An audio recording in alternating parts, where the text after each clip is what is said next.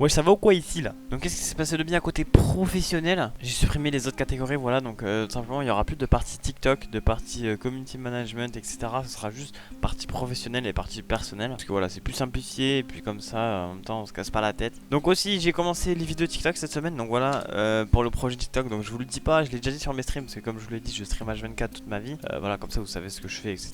Mais sinon voilà, sur mes streams je sais que je le dis. Après si vous voulez voir mes streams, dites-le moi en commentaire et puis je les mets, et puis voilà, tout simplement. Je vais pas vous forcer à venir, ça sert à rien. Ensuite, j'ai acheté un livre pour l'immobilier, ça y est, enfin. Donc j'ai acheté ce livre-là. Il est à 20 balles, enfin bref, on verra dans dépenses et revenus de toute façon. Ensuite, je commence à me créer au fur et à mesure quand même un petit réseau. Donc c'est-à-dire que là, je suis dans un groupe Instagram où on est une dizaine là de petits jeunes comme moi qui veulent entreprendre, etc. Et c'est une dinguerie parce qu'on se motive tous et tout. Et puis je trouve ça stylé parce qu'en même temps, ça me fait des contacts, etc. Moi, je me mets bien et je crois que j'ai vraiment énormément sous-estimé le fait de créer un réseau parce que même sur Fortnite, je pense avant, si j'aurais réussi à créer un bon réseau, je pense que j'aurais percé beaucoup plus rapidement parce que j'aurais pu jouer contre de meilleurs joueurs, me faire coacher par de meilleurs coachs, etc. Comme Jolavani quoi. Jolavani lui il a un gros réseau et c'est pour ça qu'il est devenu très très bon. Je pense que là les 4 mois qui restent là juste avant de m'en lancer, donc de mes 17 ans jusqu'à mes 18 ans, il faut vraiment que je me constitue un bon réseau, c'est-à-dire essayer de bien m'entendre avec un banquier, avec un notaire, etc. Vraiment pour bien essayer de négocier. Enfin bref, vous m'avez compris. Donc voilà, vraiment le réseau c'est quelque chose de très très important, je l'ai beaucoup trop négligé malheureusement. Ensuite sur l'immobilier, j'ai trouvé sur quoi j'allais me former enfin. Donc simplement j'ai rédigé les trucs étape par étape. C'est-à-dire que maintenant pour chaque compétence que je vais vouloir apprendre, je vais toujours d'abord me former dessus un tout petit peu, etc. Et puis ensuite, une fois que je me suis formé un minimum assez pour comprendre comment le truc marche, et bah je fais des catégories sur quoi je vais me former avant, voilà, après, voilà, après, voilà, une fois que j'ai fait ça, enfin bref. Là par exemple pour l'immobilier, je sais qu'il faut que je me forme d'abord sur la fiscalité pour savoir à peu près comment ça marche, si c'est des taxes, comment on déclare ses revenus avec l'immobilier. Et puis ensuite, une fois que j'ai bien maîtrisé la fiscalité en immobilier, je vais essayer de maîtriser comment on trouve un bon bien. Et puis ensuite, après, comment on négocie un bien, enfin bref, dans l'ordre quoi, comme une formation quoi. Ensuite, sur le projet donc AOS que je vous ai parlé la semaine dernière, c'est du MLM que je fais. Je vais vous réexpliquer le principe du MLM parce que je crois que la semaine dernière j'ai vraiment pas assez bien machiné. Du coup en gros le MLM c'est par exemple moi qui va aller DM des gens pour simplement les faire venir du coup dans le projet que moi j'ai rejoint auparavant. Donc en gros c'est un petit peu du parrainage sauf que là t'es rémunéré pas pareil. En gros il y a 3 principes d'abonnement chez le truc là, il y a 3 packs et du coup il y a des packs les moins chers et les plus chers. Et en gros t'as un système d'arbres du coup et dans ce système d'arbres là t'as simplement des branches, voilà, toi t'es tout en haut et t'as des petits qui vont venir en dessous de toi. En gros tu vas être leur parrain vu que c'est toi qui parraine le truc. Et en gros tu vas prospecter le gars et tout ça, tu vas dire ouais t'es intéressé par ça ou pas. Enfin bref tu fais pas comme ça bien sûr mais voilà tu m'as compris. Et en gros si le gars il veut rejoindre etc, toi tu lui envoies ton lien à toi. Donc c'est un lien voilà affilié, c'est un lien que seul toi t'as quoi. Donc, en gros s'il s'inscrit avec ce lien ça va apparaître dans ton arbre automatiquement. Du coup on va dire il s'inscrit, il prend le pack le moins cher. Le pack le moins cher forcément s'il le prend il va t'apporter moins de points que s'il aurait pris le pack le plus cher. Et ensuite il y a des ranks. Il y a des ranks au fur et à mesure donc c'est pour ça que ça motive un peu. Donc au tout début il y a, chez nous ça s'appelle le rank Néo. Donc c'est là où t'as les trucs,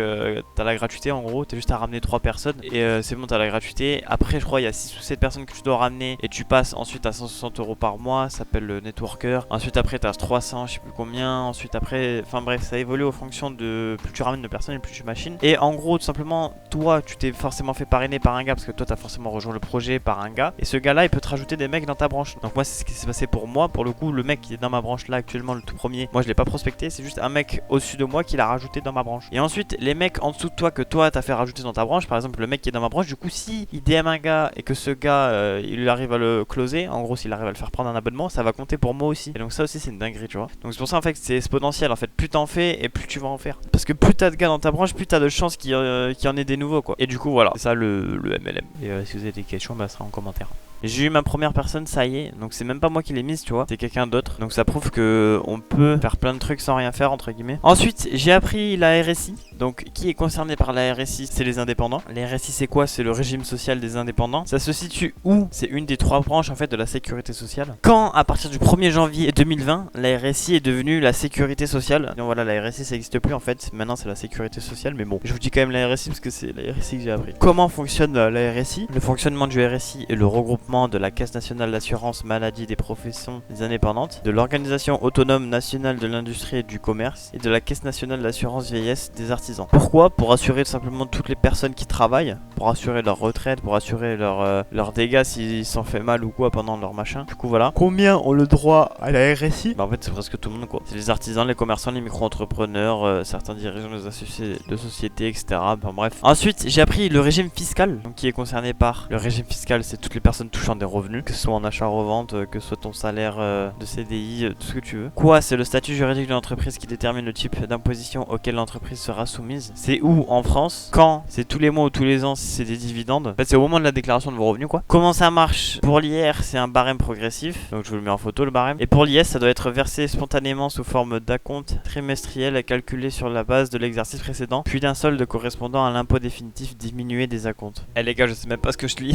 Pourquoi avoir créé le régime fiscal? C'est pour financer les retraites, les routes, les gens qui travaillent dans les trucs de l'État, genre policiers, etc. Et combien du coup il en existe deux, l'impôt sur le revenu ou imposition directe au nom des associés et puis l'impôt sur les sociétés. Donc voilà pour côté pro cette semaine. On dirait qu'il s'est passé du coup beaucoup de choses, mais en fait non, vu que j'ai juste tout mis dans un truc, on dirait qu'il s'est passé beaucoup de choses alors que pas forcément du tout, tu vois. Côté perso, qu'est-ce qui s'est passé de bien? Donc cette semaine, j'ai pas pris cette semaine 10 kilos de muscle, mais en tout cas depuis le début que j'ai commencé la muscu, c'est-à-dire il y a 2 mois à peu près, là j'ai pris 10 kilos de muscle. Apparemment on me dit c'est beaucoup, mais ouais, on va le dire c'est beaucoup. Ensuite, qu'est-ce qui s'est passé de pas bien côté personnel? Donc j'ai repris Fortnite, aïe aïe aïe aïe aïe, j'ai repris Fortnite et en plus je me suis donné un objectif en mode atteindre le dernier rang là avant la fin de la saison. La fin de la saison c'est le 25 et vous allez me dire pourquoi je me suis donné ça. Bah même moi je sais pas du tout, je sais pas du tout, je me contrôle plus les gars, je vous jure. Maintenant je suis vraiment très peu discipliné, je suis vraiment une grosse merde, mais genre une grosse merde plus. Tout simplement il y aura pas de statistiques TikTok parce que voilà TikTok j'ai toujours pas filmé assez de vidéos, etc.